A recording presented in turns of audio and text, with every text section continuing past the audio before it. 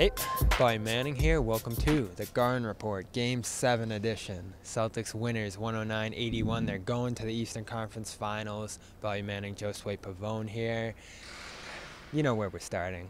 Grant Williams. First time in his career, he leads the Celtics in points, and it came at a good time.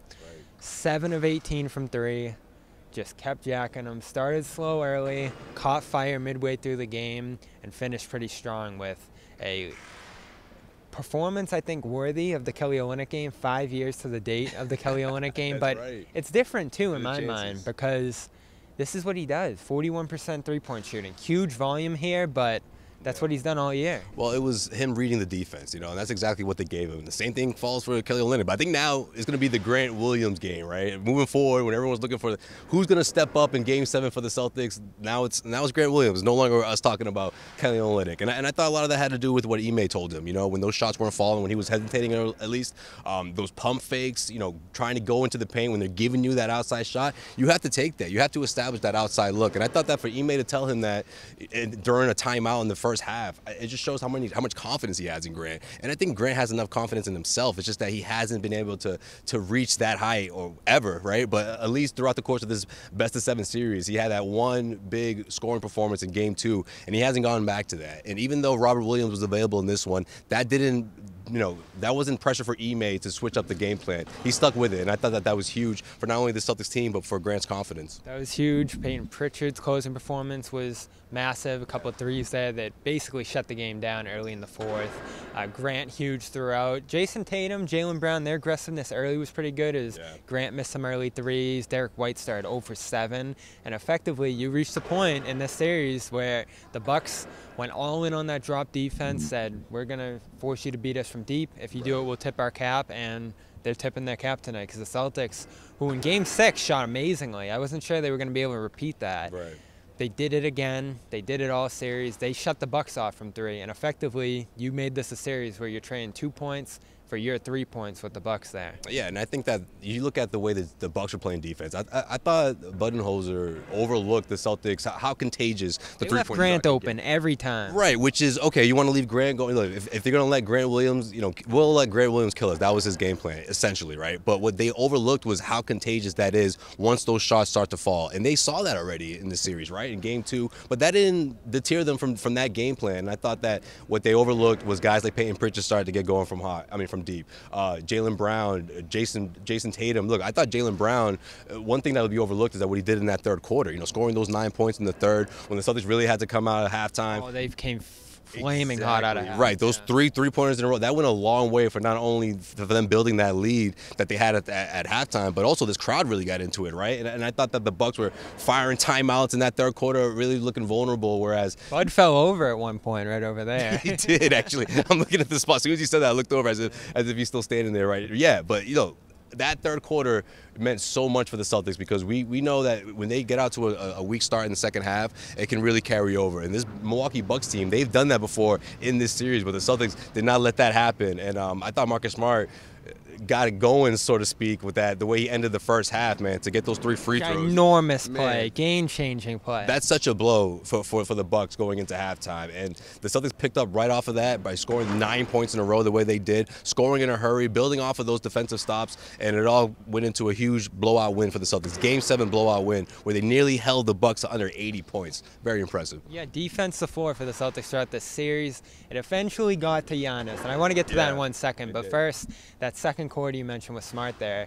I like how they started that one too. Shaking up the defense a little bit because they were getting jump shot heavy in that first quarter. Second quarter, they go more downhill. They draw 7 Bucks fouls in the first 4 minutes there. I think they ended up drawing 9 in the quarter as a whole. So they were getting inside. Brown was a big part of that. Tatum got more aggressive. They switched Giannis out to the perimeter a little bit, which shook some things loose. And shots were there for the taking throughout the night. But Giannis did hit a wall, it felt like. I saw it in Game 6 midway through. He had a great closing stretch. He opened this game hot again. But then he misses those 2 layups in the third, and you go, like he's on empty here. And my prediction coming into this series was he was never going to stop. It was going to go right down the wire in Game 7, and the Celtics were going to win it right at the end. Instead, he hit empty, I think, right at the tail end of that third quarter there, and that was it. Yeah, I think so. I think it was Giannis just constantly playing uphill. Like that took the toll on that took a toll on him. He had no help either all series. He didn't have much help. Well, he had some help in this series. Drew Holiday, I thought, had some couple of really good games where I don't think this team wins those games without him. Yeah, but in Ime this said dry. for Drew, for Giannis, it took them effectively one shot to get a point. Like, he'd score 30 points on 30 shots. Just so inefficient. Yeah, that's true. You have to also give credit to the Celtics' defense, though. Like, I think that, yeah, sure, he did hit a wall in that second half, but the Celtics didn't let the other guys start to fire up. That was key. Yep. The Pat Connaughtons of the world. And look, the Celtics and the Bucks, they were disciplined in their rotations, right? 8-man rotation. Both teams did the same thing going into this one. Again, Robert Williams was available, but I think Ime made the right decision in knowing what was going to work and knowing that they were going to give Grant that outside shot, and he had enough confidence in him to keep putting him in those situations to keep taking those. And I thought that with guys like Jason Tatum and Jaylen Brown got going offensively, it was in the cards for them, honestly, for the Celtics to win this one. Perfect night. They had to do it. He felt like they were the better team all series. They came into this plus 27 in the series, and they effectively beat themselves a few times and forced this Game 7. Great resilience by the team going out to Milwaukee, winning that Game 6, a tough Game 6. This one close early. You didn't feel great about it until the shots started falling, but they ran their offense. The defense was there throughout the series, and it's capped off by one night from Grant Williams that we'll never forget. Here's Grant talking about his legendary performance. Tough to, get in your own head when your entire team, like 15 people, walk up to you and say, let it fly, keep shooting. So for me, it was just like, all right, they're encouraging it, like, might as well take advantage. So each one, as time went on, got more comfortable, kept shooting. And then I guess he made a joke, I shot 18, and that's most probably threes I've shot in my life in a single game. So it was fun, but it's just great that we got a win. Feel different shooting those in a Game 7?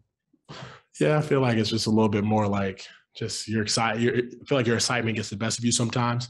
So like the first one I shot was calm and quick, but the other I kind of rushed. So as I settled in, I kind of just able to knock down, took my time on the shot. So great mindset there. Just keep firing. That was the key. They were there. He got hesitant early. They started looking away from him at the end of the first quarter, and they got back to him, which was key. I love the approach of just continuing to shoot those when they were wide open. And Grant, it's a night from him you'll never forget. It's a season you'll never forget from him. Just a culmination of what's been an awesome season for Grant Williams and this team. Miami's next. We'll preview Miami in our next video. Go check that out. Celtics All Access, CLNSmedia.com for all your coverage out of Game 7 and Game 1 of the Heat series, which starts in just 2 days on Tuesday. We'll have live coverage from Miami. Yes, sir. More on that in just a minute. Check out com.com/garden. I know you're all amped up after that win. Well, get ready for a relaxing night before you get your Monday going. Calm's got yoga, meditation, sleep sounds, anything you need to wind down and get into your week after that insane win tonight. Com.com/Garden, 40% off a premium subscription.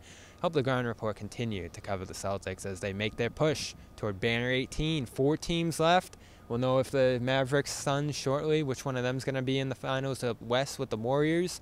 And Celtics Heat all set up in the Eastern Conference Finals. For Josue Pavon, I'm Bobby Manning. Check out our preview in the next video.